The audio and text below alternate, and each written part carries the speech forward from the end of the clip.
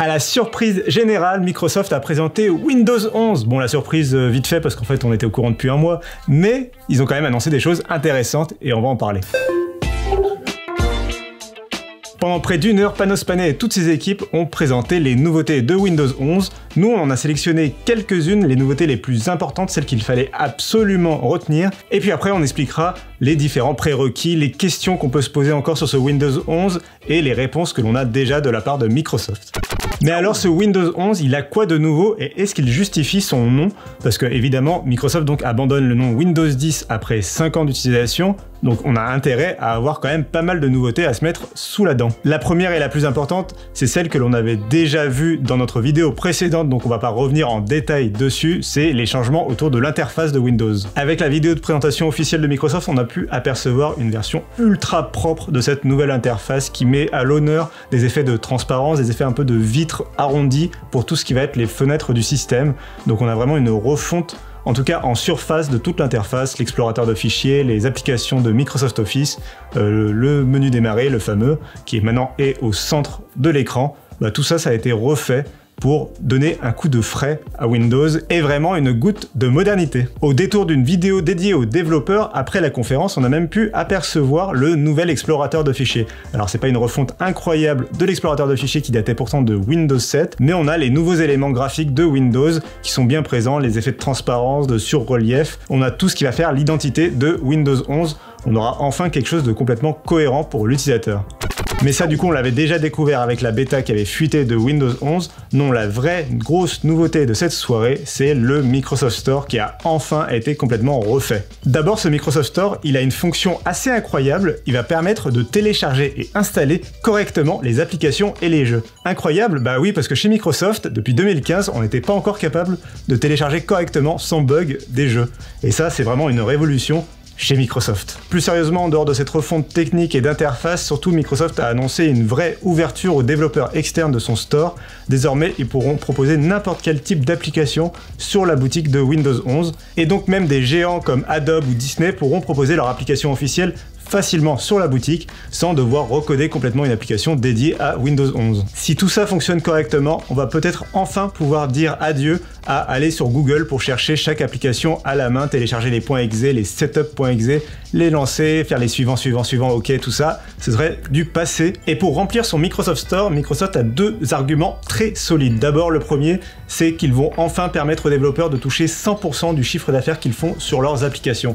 Ça, c'est vraiment un coup de massue envoyé contre Apple où justement il y a beaucoup de développeurs qui grincent des dents en raison des 30% de commissions pris par Apple sur toutes les applications de l'iPhone et de l'iPad. L'autre argument, c'est pour les développeurs d'applications sur Android, car Windows 11 va intégrer directement l'Amazon App Store. Les utilisateurs pourront facilement télécharger et installer les applications Android qui ont été publiées sur l'Amazon App Store. Ça, c'est une vraie nouveauté très pratique. On va enfin pouvoir découvrir toutes les vidéos TikTok du moment directement en version native sur Windows 11. Avec Windows 11, Microsoft a aussi voulu mettre l'accent sur le jeu vidéo. Après tout, quand on achète un PC sous Windows, en général, c'est aussi pour jouer aux jeux vidéo. C'est en tout cas un usage très connu pour l'écosystème de Windows. Pour Windows 11, Microsoft va intégrer nativement l'application Xbox Game Pass avec le service qu'ils veulent absolument mettre en avant. On a déjà fait plusieurs vidéos sur le sujet. Là, vous allez pouvoir facilement télécharger tous les jeux du Game Pass directement sur votre machine, ou même éviter de les télécharger, puisqu'il sera possible de directement les streamer depuis le cloud gaming. Ça va rendre le jeu vidéo beaucoup plus accessible, en tout cas pour le Game Pass, puisque n'importe quel PC portable, même les moins puissants, pourront facilement en un clic streamer le dernier Gears of War ou Halo ou les derniers Forza Horizon. Ils ont aussi redit un mot sur Direct Storage. Direct Storage, c'est cette technologie qui va en gros permettre tout simplement de développer des jeux sur PC comme on les développe aujourd'hui pour la PlayStation 5 ou les Xbox Series, en tirant profit à fond du SSD pour des temps de chargement beaucoup plus réduits. Et si vous trouviez que Microsoft faisait un peu trop le forceur avec le Game Pass, notamment sur PC, attendez la prochaine nouveauté parce que celle-là, c'est aussi Microsoft qui fait le maxi forçage. Il fallait bien une astuce pour rattraper Google Meet ou Zoom ou FaceTime et toutes ces technologies de visioconférence qui ont fait vraiment exploser les usages sur Internet depuis le confinement. Chez Microsoft, ça va être l'intégration en mode gros forcing de Microsoft Teams directement dans la barre des tâches. Avec Windows 11, en 2 clics, directement dans la barre des tâches, vous allez être capable de faire un appel vidéo vers n'importe quel contact qui a Microsoft Teams. Donc ça veut dire n'importe quel contact qui a Windows 11, ou alors ceux qui auront l'application installée sur leur smartphone, sous Android, l'iPhone, etc. C'est vraiment un gros coup de boost que Microsoft veut mettre sur son logiciel Microsoft Teams et surtout l'ouvrir au grand public.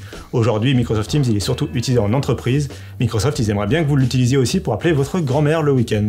La dernière nouveauté que l'on a retenue concernant ce Windows 11, c'est vraiment tout le travail effectué sur l'ergonomie. On va enfin avoir les fenêtres qui seront organisées de façon beaucoup plus propre, beaucoup plus fonctionnelle pour les utilisateurs, et ça c'est vraiment plaisant à voir. On sent que Microsoft a travaillé pendant longtemps sur l'utilisation de Windows avec plusieurs écrans. Quand votre PC portable, vous allez le brancher à un écran externe ou non, et ils ont vraiment essayé de travailler le comportement de Windows pour qu'il s'adapte à votre usage. Par exemple, si vous êtes sur votre PC portable mais que vous avez branché un écran externe et que vous le débranchez, Windows va se souvenir de la disposition de toutes ces fenêtres sur l'écran externe, va les réduire quand vous allez débrancher l'écran, et quand vous reviendrez et que vous rebrancherez l'écran, là ils vont remettre toutes les fenêtres comme elles étaient à l'origine pour vraiment reprendre votre travail comme si vous n'aviez jamais pris votre pause. Toujours pour repenser cette ergonomie à l'ère du télétravail, ils ont aussi retravaillé les bureaux virtuels de Windows. Désormais on pourra avoir un fond d'écran séparé pour chaque bureau virtuel, ce qui va permettre de vraiment créer un environnement dédié à plusieurs activités. Par exemple, on pourra avoir un bureau dédié à son travail, puis un bureau dédié aux jeux vidéo et pouvoir alterner entre les deux selon les moments de la journée. Et c'est pour toutes les nouveautés que l'on a listées jusqu'à présent que justement Windows 11 mérite plutôt bien son nom d'après nous, parce que oui quand même, quand on met bout à bout la nouvelle interface, le nouveau Microsoft Store, les applications Android qui débarquent et tout ça, toute l'ergonomie qui a changé, on a vraiment une expérience utilisateur qui a été retravaillée complètement et on a vraiment un changement de génération pour Windows. Donc on a hâte de tester ce Windows 11.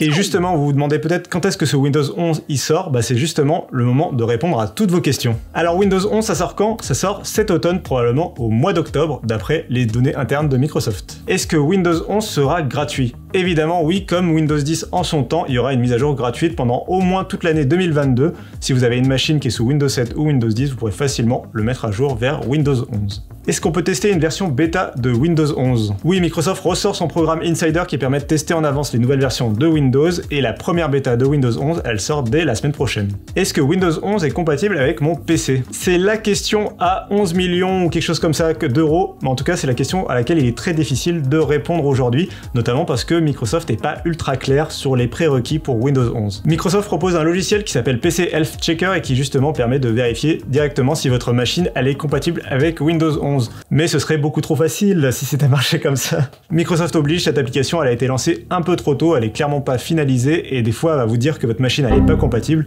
alors qu'elle devrait être parfaitement compatible avec Windows 11. En gros, pas besoin de paniquer tout de suite, cette application elle est pratique, elle va surtout évoluer dans les mois à venir et il faudra plutôt se diriger vers la fin de l'été pour vraiment s'assurer qu'une machine est compatible ou non avec Windows 11. Quand on regarde en détail la documentation de Microsoft, on se rend compte qu'il y a deux types de prérequis. D'abord, il y a un minimum technique. Si votre machine est en dessous de ce minimum technique, là c'est mort, Windows 11 ne pourra pas s'installer. Mais comme je l'ai dit, ce minimum technique, il est très proche de celui de Windows 10, donc a priori il ne devrait pas y avoir de soucis si votre machine tourne aujourd'hui sous Windows 10. On a ensuite un deuxième niveau de prérequis, ce sont des recommandations de la part de Microsoft.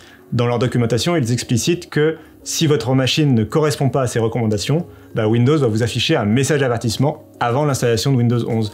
Mais vous devriez être quand même capable d'installer Windows 11 sur votre machine, simplement elle ne devrait pas tourner dans les meilleures conditions possibles prévues par Microsoft. Alors là, forcément, en sortie de la conférence de Windows 11, c'est un peu la panique chez les utilisateurs parce qu'il y en a beaucoup qui ont utilisé le logiciel PC Health Checker pour vérifier leur compatibilité et ils ont vu des messages d'avertissement, donc il y a beaucoup d'incompréhension. Je pense que Microsoft va clarifier tout ça d'ici à l'automne, la date prévue pour la sortie de Windows 11. D'ailleurs, rassurez-vous, si vous mettez votre machine à jour vers Windows 11 mais que l'OS ne vous plaît pas ou qu'il ne tourne pas correctement, vous pourrez toujours revenir à Windows 10 et l'OS sera toujours mis à jour par Microsoft pendant encore plusieurs années jusqu'en 2025. Donc là, pas de soucis sur ce côté-là. En plus, d'ici à la sortie de Windows 11, on aura largement eu le temps de tester la bêta, de vous en dire plus sur les performances de ce nouvel OS, savoir s'il est recommandé de l'installer sur n'importe quelle machine, et puis franchement, on a déjà testé la version bêta de Windows 11 qui avait fuité, et elle fonctionnait déjà très bien sur notre PC. Voilà, c'est tout ce que j'avais à vous dire sur Windows 11 pour le moment. On a d'ailleurs une moultasse d'articles dédiés au sujet sur frandroid.com, donc je vous invite à aller voir notre site. Moi en attendant, je vous remercie d'avoir suivi cette vidéo. N'hésitez pas à vous abonner à notre chaîne et à dire dans les commentaires ce que vous avez préféré sur ce Windows 11. Et on se dit très bientôt sur YouTube. Ciao!